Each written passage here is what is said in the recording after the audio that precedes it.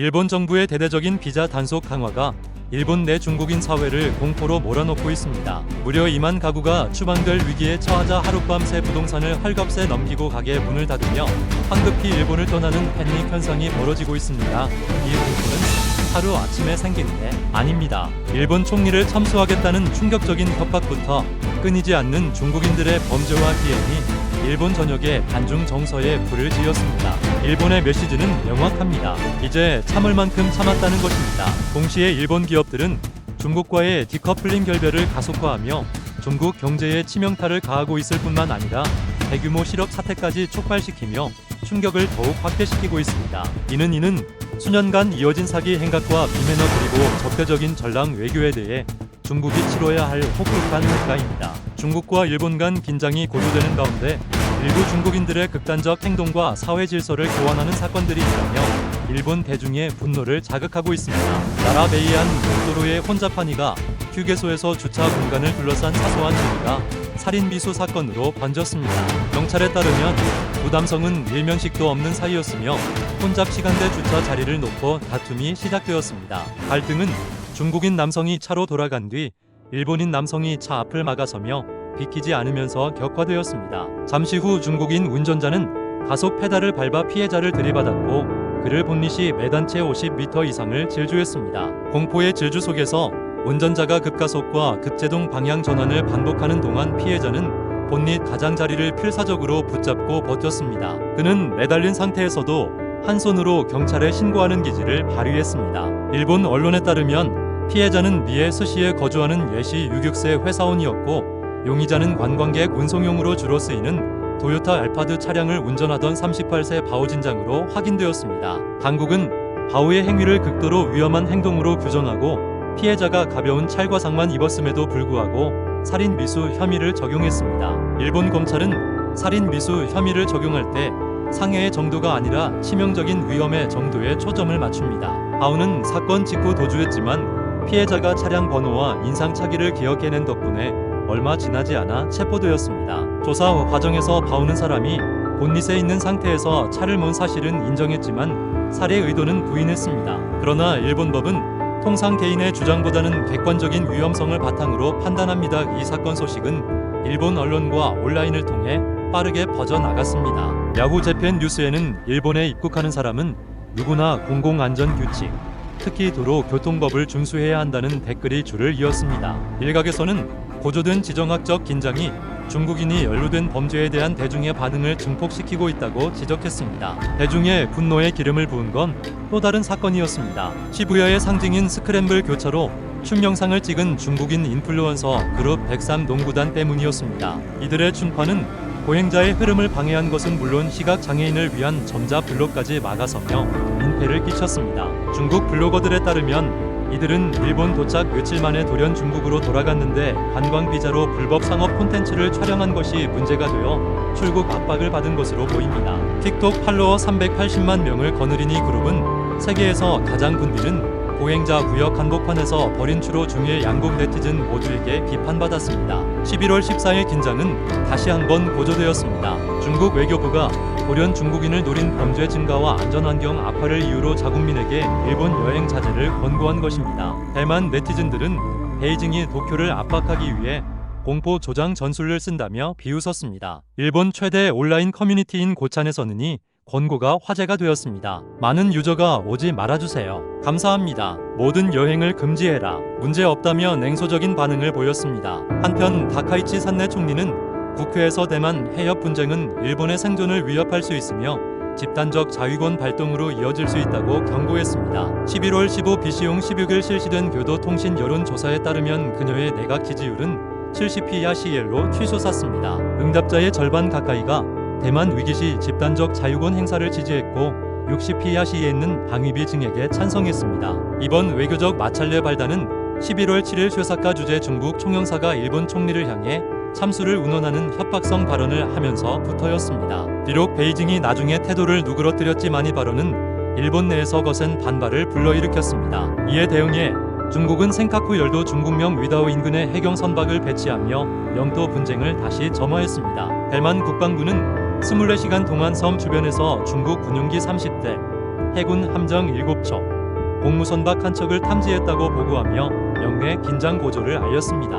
이런 가운데 람 이메뉴얼 주일 미국 대사는 11월 15일 우장하오와 쉐 등 중국 외교관들에게 미일 동맹 강화를 도와줘서 고맙다는 풍자 섞인 크리스마스 카드를 소셜미디어에 올려 230만 조회수를 기록하며 일본인들의 박수를 받았습니다. 정치적 마찰리에도 불구하고 무너져 흐름은 모순을 드러냈습니다. 일본 애니메이션 귀멸의 칼날 극장판이 중국에서 개봉하자마자 폭발적인 반응을 얻었습니다. 베이징, 상하이, 광저우, 선전 등 주요 도시의 심야 상영관은 순식간에 매진되었습니다. 이는 외교적 긴장 속에서도 중국 젊은층 사이에서 일본 대중문화의 인기가 여전함을 보여줍니다. 분석가들은 이런 역동성이 중국 내 국가 선전과 대중 정서 사이의 괴리가 커지고 있음을 보여준다고 말합니다. 베이징이 반일 감정을 부추기고 통제를 강화하는 동안에도 수백만 중국 시민은 영화표를 사고 애니메이션을 보며 조용히 자신의 취향을 표현하고 있습니다. 국가 간의 정치적 적대감이 반드시 국민의 가치관이나 열망을 대변하는 것은 아니라는 사실을 보여주는 대목입니다. 비자 심사 강화에 일본 내 중국인 사회 패닉 자산 투매하고 짐 싸는 2만 가구 제업자 득의 대가 중일 간 긴장이 고조되는 것과 동시에 일본 정부가 경영 관리 비자에 대한 대대적인 개혁에 착수했습니다. 이 비자는 외국인이 일본에서 사업을 운영하거나 관리하며 거주할 수 있게 해주는 허가증인데 일본 정부는 자격 요건을 대폭 높여 그동안 특히 중국인들이 장기 체류 수단으로 악용해 온 허점을 메우려 하고 있습니다. 이 변화는 광범위한 불안을 야기했습니다. 많은 제일 중국인에게 새로운 규정은 사형 선고나 다름없습니다. 규정이 소급 적용되기 때문입니다. 현재 비자 소지자는 3년 안에 강화된 요건을 충족해야 하며 그렇지 못하면 일본을 떠나야 합니다. 이 발표는 위과 샤오슈 등 중국 소셜 플랫폼에 공포와 체념의 메시지를 확산시켰습니다. 일부 가정은 짐을 팔고 부동산을 처분하며 중국으로 돌아갈 준비를 시작했습니다. 개정된 내용에 따르면 최소 자본금 요건은 기존 500만 뉴턴 약 4,500만 원에서 3천만 엔 약 2억 7천만 원으로 6배나 또한 모든 사업체는 연봉 300만 엔 약 2,700만 원 이상을 받는 일본인 직원이나 영주권자를 최소 1명 이상 정규직으로 고용해야 합니다. 회사 구성원 중 적어도 1명은 일본어 능력 시험 JLPT-N2 이상의 자격증을 소지해야 하며 주 신청자는 최소 3년 이상의 사업 경력이나 경영학 석사 학위가 있어야 합니다. 사업 계획서 또한 면허를 가진 행정 전문가의 검토를 거쳐야 합니다. 결정적으로 이 새로운 기준은 현재 영주권을 신청 중인 사람들에게도 유예 기간 없이 즉시 적용됩니다. 이번 개혁은 일부 외국인, 특히 중국인들이 정당한 사업 운영이 아니라 거주권 획득을 위한 뒷문으로의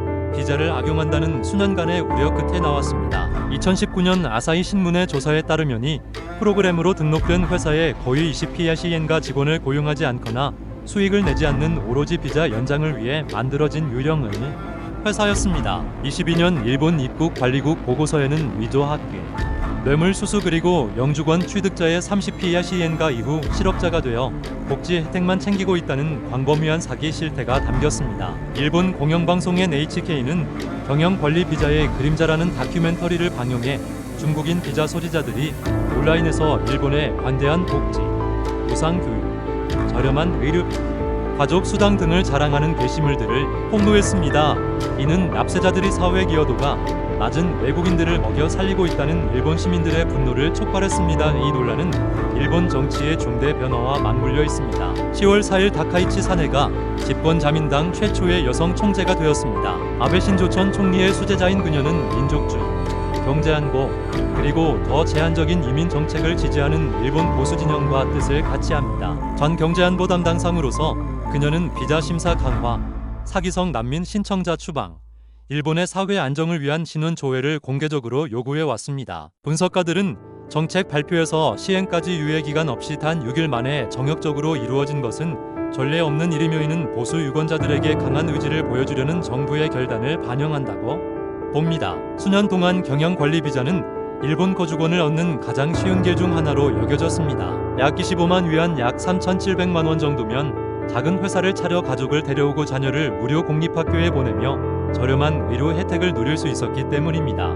일본의 복지 시스템은 세계적으로 가장 관대한 편에 속합니다. 많은 중국 가정에 있어 이러한 혜택은 경기 침체, 실업 급증, 정치적 통제 강화, 불투명한 사법 시스템, 빈약한 사회 안전망 등 본국의 압박으로부터 탈출할 수 있는 비상구였습니다. 재산 몰수 위협 줄어드는 사회적 이동성, 언론과 교육에 대한 통제는 많은 이들을 해외로 내몰았습니다. 일본은 그들에게 안전과 질서, 그리고 자녀를 위한 더 나은 미래를 의미했습니다. 2023년 중국인 신청자가 2만 명에 달할 정도로 급증하자 일본 정책 위반자들은 경각심을 가졌습니다. 일부 중국인들이 비자 허점을 악용하기 위해 쓴 기상천외한 수법들은 감시를 더욱 강화시켰습니다. 분석가들은 사회적 책임보다 개인의 이익을 우선시하는 수십 년간의 중공 선전 교육에 의해 형성된 행동 양식이 일본의 이민 정책을 강경하게 만드는데 일조했다고 분석합니다. 일본 경영관리 비자 열풍부터 이번 개정까지의 전 과정을 분석해보면 중국인들은 달갑지 않은 역할을 했습니다. 그들의 파렴치한 이익 추구가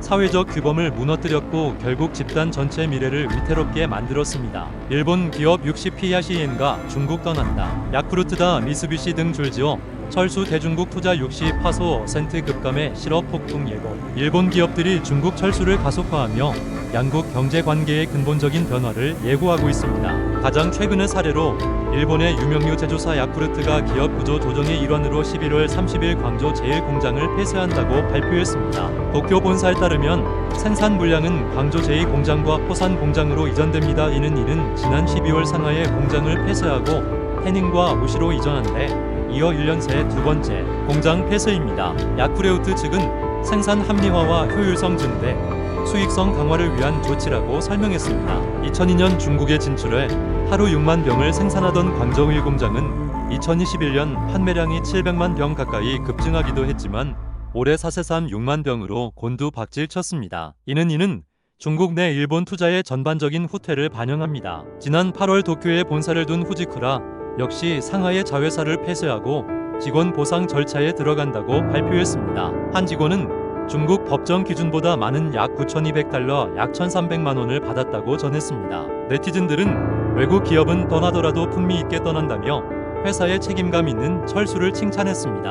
2001년 150만 달러, 약 150억 원을 투자해 진출했던 자동차 및 통신용 배선 시스템 전문 기업 후지쿠라 역시 20여 년 만에 중국 시장을 떠나게 되었습니다. 미쓰비시, 도요타, 혼다, 닛산, 코니카, 니타, 일본 제철, 브리지스톤, 파나소닉, 소니, 도시바 등 일본의 주요 대기업들이 모두 중국 내 사업을 축소하거나 철수했습니다. 리케에 따르면 2023년 일본의 대중국 직접 투자는 15% 감소했으며 2024년에도 하락세가 계속되고 있습니다. 일본 재무성과 일본은행 데이터에 따르면 순투자는 2017년 정점이었던 1조 3억엔 약 11조 8억 원에서 60% 급감한 5,100억엔 약 4조 6억 원으로 떨어졌습니다. 주중 일본 상공회의소 조사에 따르면 일본 기업의 60%가 중국 경제가 악화되었다고 답했으며 44피야시엔은 투자를 줄이거나 중단할 계획이라고 밝혔습니다. 40피야시엔 이상은 안전과 운영 환경에 대한 우려를 표명했습니다. 중국 내 일본인 거주자 수도 58명으로 20년 만에 최저치를 기록했습니다. 베이징에서는 2012년 대비 60피야시엔, 다른 약 50피야시엔가 줄었습니다. 전문가들은 지정학적 긴장 고조와 점점 더 예측 불가능해지는 비즈니스 환경이 엑소더스의 원인이라고 지적합니다. 반면 일본의 대미 투자는 급증하고 있습니다. 2024년 일본은 미국의 33조 9천억엔엔 약 3.8조 원을 8조 원을 투자해 전체 해외 투자의 거의 40% 이하시엔티를 쏟아부었습니다. 순투자는 11조 9천억엔엔 약 108조 원에 달해 모든 외국인 투자국 중 1위를 기록했습니다. 분석가들은 이러한 변화가 미국의 견고한 경제 펀더멘탈과 첨단 기술 공급망을 중국에서 분리하려는 워싱턴의 압력을 반영한다고 말합니다. 오노다 김미 일본 총무정무관은 최근 국회 내에서 중국산 로봇 청소기가 돌아다니고 있다는 사실을 폭로하며 데이터 무한 위험을 경고해 주목받았습니다. 그녀는 외국 기술, 이민, 투자에 대한 더 엄격한 감독을 약속하며 일본은 불법적이거나 가짜 난민을 받아들이지 않을 것이라고 선언했습니다. 미국 언론은 그녀에게 추방장관이라는 별명을 붙여주었습니다. 분석가들은 다카이치 총리 정부가 일본 기업의 탈중국을 가속화하고 투자를 미국과 동남아시아로 돌릴 것으로 전망합니다. 대만 경제학자 우자는 일본의 대중경제의 디커플링이 거의 완료되었으며 대부분의 일본 공장이 이미 문을 닫거나 이전했다고 진단했습니다. 그는 일본이 미국 대만과의 전략적 협력을 심화하여 도쿄, 워싱턴, 타이베이를 중심으로 한 아시아 경제 안보 프레임워크를 형성하고 오랜 중국 의존을 사실상 끝낼 것이라고 믿습니다. 일본의 가속화되는 중국 이탈은 단순한 비즈니스 트렌드 그 이상을 반영합니다. 이는 글로벌 경제의 지정학의 근본적인 재편을 의미합니다. 중국의 성장이 둔화하고 규제 압박이 커지며 정치적 긴장이 깊어지자 한때 중국에 막대한 투자를 했던 일본 기업들이 발로서 투표하고 있습니다.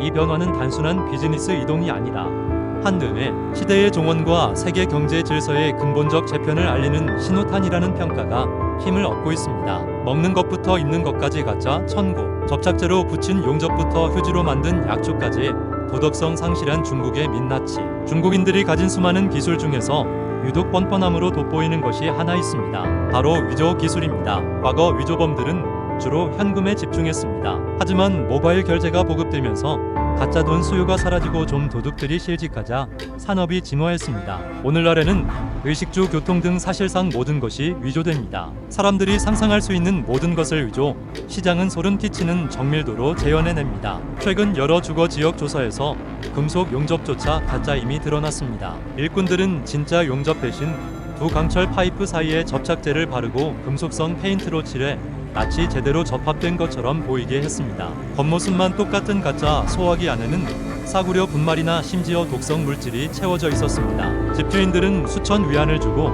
산 원목 운이 속이 텅 비어 있고 얇은 프레임의 종이와 페인트를 덮은 것임을 발견했습니다. 항의하자 판매자들은 뻔뻔하게도 종이는 나무에서 나오니까 엄밀히 말하면 나무 문이라고 우겼습니다. 속임수는 건축 자재에만 그치지 않습니다. 삶의 가장 기본적인 필수품인 식품이 가장 위험한 타깃이 되었습니다. 전통 한약재는 놀라울 정도로 정교하게 위조됩니다. 홍화는 나무 섬유를 잘게 썰어 붉게 염색하고 모양을 비틀어 만듭니다. 비용 절감을 위해 화장지를 쓰기도 했습니다. 가짜 녹용은 동물 가죽을 벗겨내고 모래와 나무 가루를 접착제와 섞어 다시 채워 넣어 말립니다. 해마는 플라스틱이나 무거운 물질로 채우고 가짜 치약은 적은 목재 에센셜 오일을 뿌려 만듭니다. 같은 약재 가루는 먼지나 벽돌 가루로 희석됩니다. 시장에서는 가짜 포장뿐만 아니라 가짜 신선식품도 조심해야 합니다. 생선 무게를 늘리려고 뱃속에 작은 물고기를 채워놓고 오징어 안에도 새끼 물고기를 집어넣습니다. 누르면 어스러지는 가짜 돼지고기를 샀다는 보도 나옵니다. 조리된 음식도 예외는 아닙니다. 갈비, 닭다리, 바비큐 고기도 위조됩니다. 상인들은 달고기와 기름을 갈비 모양 틀에 넣어서 그럴듯한 돼지 갈비를 만듭니다. 콩 단백질과 동물성 지방으로 만든 가짜 삼겹살은 윤기 흐르는 마블링까지 찍어냅니다. 겉보기엔 완벽하지만 구우면 향이 없고 기름지며 고무 같은 식감이 납니다. 훈제 돼지 귀조차 합성 껍질을 겹겹이 붙여 만듭니다. 위조는 이제 시장 구석구석에 퍼진 정교한 산업입니다. 해바라기 씨부터 김, 두부, 심지어 벽돌까지 소금, 첨가제, 화학 물질로 개량됩니다. 1근에 38위안 약 7,200원짜리 새우를 산 소비자는 비닐봉지 무게만 50기 넘는 것을 발견했습니다. 봉지 값으로만 사위란 약 760원 가까이 낸 셈입니다. 전복이나 킹크랩 같은 비싼 해산물의 경우 봉지값만한 약 1,900원에 달할 수 있습니다. 장인들은 봉지가 두꺼워야 찢어지지 않는다고 변명하지만 왜 그 무게를 빼주지 않는지는 설명하지 못했습니다. 속임수는 건설 현장으로도 확장됩니다. 일부 신축 건물의 계단실 외벽이 벽돌이 아닌 스티로폼으로만 만들어진 것이 발견되었습니다. 가볍고 잘 부서지며 속이 빈 가짜 붉은 벽돌이 대량 생산되고 있습니다. 손으로 만지면 쉽게 부서지며 내부는 화학 혼합물로 채워져 있습니다. 보도에 따르면이 두부 벽돌은 진짜 벽돌색을 내기 위해 과산화 수소와 황화트륨으로 처리됩니다. 비료와 흙조차 위조되어 어떤 양배설물 비료는 산업 폐기물로 만들어졌고 화분용 흙은 오염이 심해 식물이 며칠 만에 죽기도 합니다. 식당도 마찬가지입니다. 한때 고급 별미로 여겨지던 소골수는 제가 공든 속눈으로 위조됩니다. 진짜 골수는 부드럽고 젤라틴 같아야 하지만 가짜는 윤기가 돌고 지나치게 기름지며 인공적인 느낌이 납니다. 일부 바비큐 식당은 남은 소뼈에 간 달고기를 채우고 기름을 바른 뒤 양념에 구워서 골수구이로 팝니다. 모르는 손님에게는 냄새와 식감이 그럴싸해 보이지만 실상은 닭고기와 기름 덩어리일 뿐입니다. 순수함과 부의 상징인 비치옥 장신구조차 위조의 희생양이 되었습니다. 어급으로 알려진 싸구려 비추를 산내 담가 표백한 뒤 수지를 주입해 내부 균열을 메웁니다. 완성품은 반투명하고 수정처럼 보여 수만 위안 비싼 얼음 비취처럼 보입니다. 비급 비취로 알려지니 위조품들은 구조가 파괴되어 장기간 착용 시 건강에 해로울 수 있습니다. 중국의 거대한 위조 생태에는 단순한 경제 문제를 넘어 깊은 도덕적 구조적 위기를 반영합니다. 이는 더 이상 부정직한 상인 몇몇 문제가 아니라 시스템적인 부패입니다. 사기의 일상화는 신뢰를 갉아먹고 공공 안전을 약화하며 사회 구조를 부식시킵니다. 이익이 정직보다 우선시되고 책임 소재가 불분명한 한 위조 산업은 계속 번창할 것이며 그 위험은 고스란히 평범한 시민들이 떠안게 될 것입니다. 시청자 여러분, 오늘 준비한 뉴스는 여기까지입니다. 저희 채널에서 전해드리는 가장 빠르고 정확한 소식을 놓치지 않으시려면 구독과 알림 설정을 꼭 눌러주시기 바랍니다. 오늘 보도해드린 내용에 대해 여러분은 어떻게 생각하십니까? 여러분의 깊이 있는 의견을 댓글로 남겨주시면 감사하겠습니다. 저는 다음 시간에 더욱 심층적인 소식으로 다시 찾아뵙겠습니다. 함께 해주신 여러분 진심으로 감사드립니다. 안녕히 계십시오.